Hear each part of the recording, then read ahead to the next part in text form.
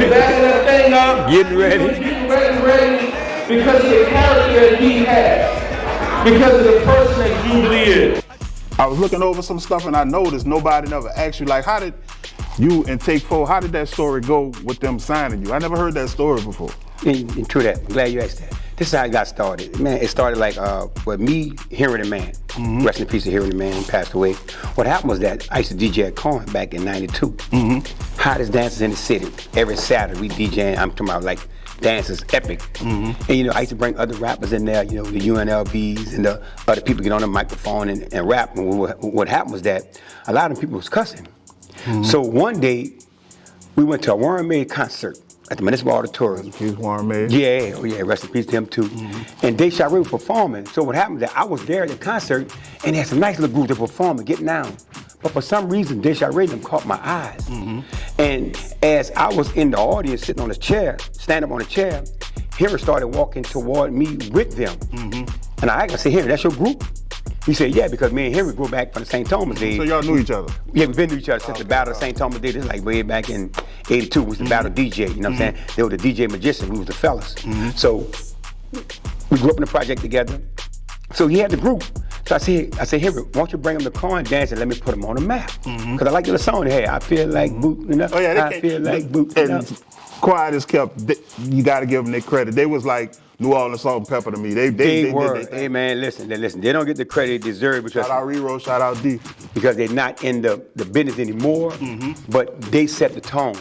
Dude, listen, when I saw them perform, with the Warren Mays concert, she had, I think, maybe 4 boys dancing for them. And man, them dudes had them Nike shorts on with some type of tennis shoes on, man, and they was getting it in. I'm talking about grinding on the brown, dancing, shaking. I was like, man, I said, Henry, won't you bring Day Shot Ray to Cohen? Let me put him on the map.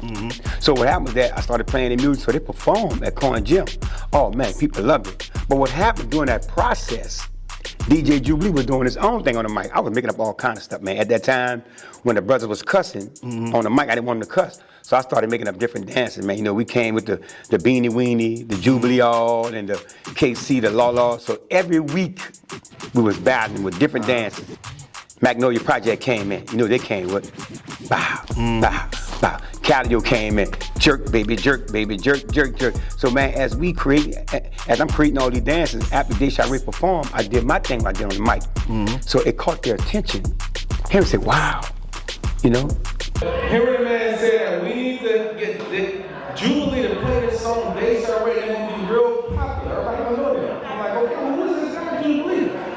So we went to the dance, and we had a cassette tape. That's what we had back then, a cassette tape. And we gave it to Drew. And Drew was on ones and twos. And he was like, okay, let me check this out. He listened to it. He said, okay, I'm going to play it the first time we have to cry. So he took the mic, put his stripper man's on around me, and he started talking to the crowd. And he said, do this dance, do that dance, do the beanie weenie, do all this other stuff. I'm like, well, wait a minute. Forget that, Sharee. We need to get you in the studio. But he was like, Jubilee was so modest. He was like, nah, I'm just a DJ. I don't do that. I ain't no rapper. So what happened was that they came back to the school because I was working over there. They said, Ju, hey man, look, won't you come sign with us, man? You know, we'll hook you up, yada, yada, yada. We'll teach you the business, give you this and give you that. I said, nah. I don't want to get into it. You turned it down? Yeah, yo. Oh, no, this guy, hold up, man. I'm a DJ, man. I'm a DJ. I didn't know anything about performing at that time. All I know how to do is perform on the mic and make people dance in the gym. Well, Henry saw the vision. So when he saw the vision... That was kind of like Henry thing. Henry was visionary. Yeah. Henry caught that vision. Once he caught that vision, man, and he came back to the school and they kept asking me again. So what happened, by me having Eldon do the Eldon D Law, my manager at that time, well, my partner at that time, because he was hooking me up DJing at Cohen Gym. So we got together and we went in together. So we sat down and we talked to him and, you know, we was talking how we can do the business and stuff like that. And he would say, yeah, man, you got a nice little hit. So what happened was that hearing them, I recorded a live tape one time. It was a live performance. And the DJ named Flavor Flav was in Detour DJing with it. So all of a sudden he started selling it, right? I didn't know at that time. So man, I'm driving in the East, coming from the Plaza Mall, which still not there anymore, the Plaza Mall in the East. And somebody was bumping it. I'm like, what the? Man, how you get? That's me. How you get that? There's only 2 DJs had it, me and Flavor Flav. That's his name, DJ Flavor Flav. So I called him up. I said, say Flav, man, you selling my tape? No, bro, no. Dude, you lying. Dude, only us two have it. Somebody got it in the East. So he finally told me, he finally admitted to it. He said, yeah, man, a dude came over for $30. $30? Man, keep selling them things, man. So that's how that came about, me meeting, hearing the man, take for a record, getting the music out. And when they signed me, man, you know, I think I signed one of the best deals ever. 80-20, 50-50 on tape sales. Nobody got that but me, so I was getting half off top. So, and that's how we became family, man. Then I did my first interview with Positive Black Talk, and you know, like I said, This Our Radio was still out. But when I dropped that album, when I dropped that song in '94, it was a hot 93. We had to release it quick because like it was on the street. And man, that's when DJ Jubilee blew up, man, and Take was, that was it. We took off from there. I say trick, stop talking at it, and buy Jubilee his outfit. I want a white t-shirt, some khaki pants, some all-stars, and some money for the dance. Bounce for the juvenile, that ain't it. I do the Jubilee, oh, we made that it. Bounce for the juvenile, that ain't it. I do the Jubilee, oh, we made that it. Like you say, talking to the artists, you've been a mentor for just as long as you've been an artist and a DJ. Right. Like, what is the whole deal? Because it's tons of stories behind that, I'm sure. But like, what made you so adamant that with all this going on, like, the fame could be gone tomorrow, but I'm gonna be there for that young ball player that need to talk to me at 9 o'clock at night. What happened was that, man, I started seeing young kids wasn't seeing the future at that time, especially in the 90s. Especially in them times, yeah. Now it was so hard, man. I mean, you can get caught up selling drugs, you can get killed so quick. So like I say, when I left college, I was always a positive young brother. Never smoked weed, never drank, don't gamble, don't do, I did never, because I saw what it did to my family members and my friends. I saw what it did to them. So my whole thing was that if I can give you some positive message, some positive image, if I can change your life, you will understand that how you want to live long. And then you probably can teach the next man. So when I did it through sports, I did it through music, I did it through dance, I did it through education. I just try to take all the positive elements in life and just try to show young kids a better way. It was a better way. I made you cry. So my boy asked me to come down and just say a few words and just how he impacted my life and the life of a lot of the guys that grew up in St. Thomas with us. I'll start back. He about to start crying already. I told you. No, man. Come on. So look, Jube, I've been knowing Jube since I was little. We lived in the same driveway, right across the street from each other. But when we were young, Jube and my boy Rick, they used to come home from Grand with these GSU jerseys on. And me and my partner, Lord, used to be like, man, what's all that, man? And we didn't know what school we was going to. We didn't know what college we wanted to go to. And my boy Jube took me on my first road trip. Lord, you remember that road trip? I know you got your wife with you, but we ain't gonna say nothing to my wife here too. Anyway, that was probably up until that time. Me and Law still say it to the day. That was the best road trip up until that time that I'd ever been in my entire life. That was really the first time I've been outside of St. Thomas, out, on a college campus. I mean, look, this dude means the world to me. Alright, y'all can say, people gonna give him his flowers for DJing. People gonna give him his flowers, I told you. People gonna give him his flowers for DJing. People gonna give him his flowers for what he did at West Jeff. But me and Jude coached in the hood for about 18 years together. And when I tell you we coached in the hood, from winning championships, to the gunshots ringing out and we had to get on the ground and cover kids with our bodies. I heard the principal of West Jeff say Jude went in his pocket. Every park had a budget. At the Nine-Section Park, Taylor Park, and Shakespeare Park, them kids didn't have a budget. Them kids came out there with themselves. Jude bought the socks. Jude bought the jerseys. Jude bought everything. All we asked them was to do was buy the cleats. And guess what? If they didn't have cleats, guess what we did? Jude went in the pocket and bought the cleats. This dude is just not a DJ.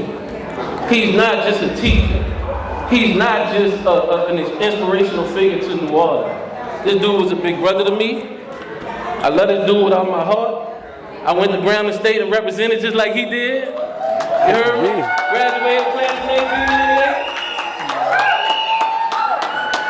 I'm an electrical engineer right now, working for Entity, 25 years in the game.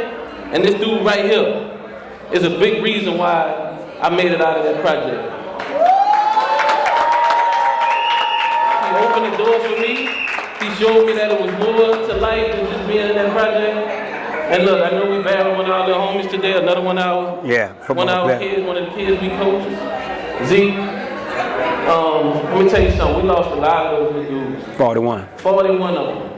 Over the years from 1997 to today, right? From 2003 to now. From 2003 to now, 47 kids. Now look, that's a lot. Now look, don't get me wrong, we have a lot of them that made it, way more than 41. But those 41 that you've always talked about, they hurt. Every last one of them hurt. And this dude right here is the reason I'm not one of those 41. Alright, so you, love you, bro. You know I do. With all my heart. Thank you, baby. Congratulations, bro. Thank you. You are the king of mountains, bro. Oh yeah. Here in '84, to go to college, my little brother and them was just getting into drugs. Between 84 and 85, man, them boys had big rope chain. They went to New York. They come back with Run DMC outfits on. I was like, whoa. I could have been went that way. But they knew how smart I was because I was older than them. And I knew that I wanted to go to college and I wanted to graduate and I wanted to be something. And that's what a lot of kids don't understand, man. You gotta want to be something in life. So that's why I did it through sports. Football, I did it through basketball, baseball, track, whatever it was. I was always a good, positive role model for the kids and showed them that, hey man, you can be a good guy. You know, ain't nothing wrong with being a good guy.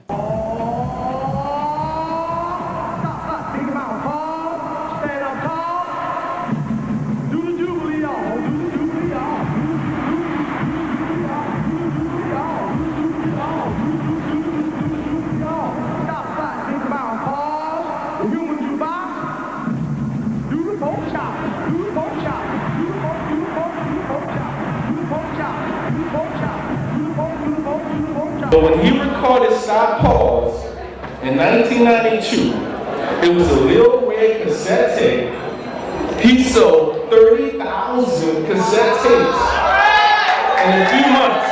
Yeah. And then we shot a video, and Jubilee dances became viral way before social media, way before TikTok. Jubilee dances became viral in 1992. I'm a rapper, and I was just really getting into it, and that was our first out-of-town gig. We had a gig in Ruston. You know, Grambling is in Ruston.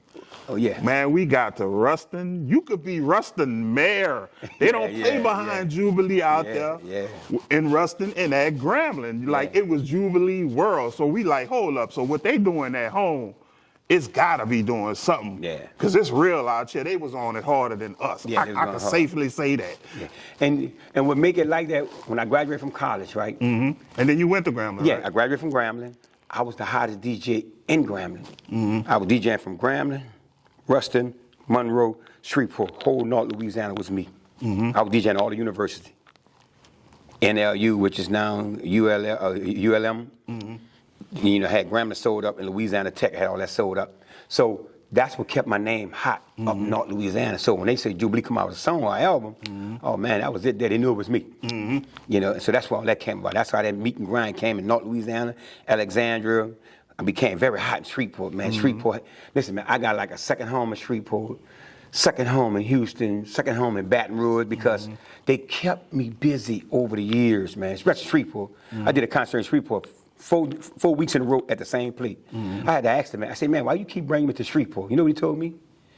You help stopping them brothers from fighting. See, as long as they dancing, they ain't fighting. We good. That's when Crips and Bloods was hot back then. I said, oh, okay, that's why you kept getting me out there. So that's a big old story like that from Shreveport. But this flag says, it's from the people from Take-Four. They said that Take-Four Records recognizes Jerome Temple, AKA DJ Jubilee, the originator of twerk. Hailing from the St. Thomas Housing Development of New Orleans 10th Ward. And dubbed as the original king of bounce. Don't get it twisted. As dubbed as the original king of bounce. And some of his releases included, listen to the lineup. Some of his releases included Stop Pause in the Jubilee Hall, August of 1993, The Cartoon Crew, September 1994, Take-Four Family CD, December 1994, 20 Years in the Jets, November 1995, Get ready, get ready, get ready, ready. January 1997, taken to the St. Thomas. April 1998, Do Your Thing Girl. October 2000, Walk With It, King of Bounce, April 2004, and Twerk Baby Twerk, April 2019. Bounce Royalty featuring DJ JUBILEE, Chopper, and Cheeky Black. DJ JUBILEE is a legendary and accomplished pioneer of hip-hop and bounce music that created viral dances that spread across the nation and continues to pave the way and influence the global music industry. And this is given from Take 4 Records, the backbone of bounce music, with this day. All right. Thank you, thank you. That's what I'm saying. I love it, my brother. Thank you, man. Appreciate that. A cheer, a bang it, a put the, a bang it, a put the, a cheer, a person wiggle your leg, cause it's about to tear up.